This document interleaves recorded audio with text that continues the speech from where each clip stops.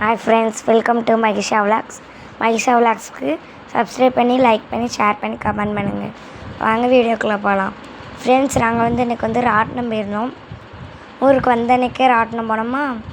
எல்லோரும் போயிட்டு ராட்டினம் சுற்றிட்டு வந்ததுக்கப்புறம் ஜூஸ் குடிக்கணும். ஜூஸ் எங்கள் மாமா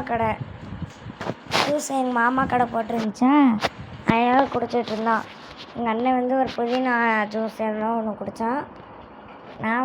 நாங்கள்லாம் மொஜிட்டோ குடித்தோம்.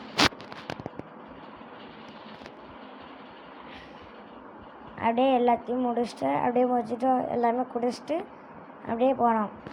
ஃப்ரெண்ட்ஸ், தான் எங்கள் மாமா ஜூஸ் போடுறாங்க.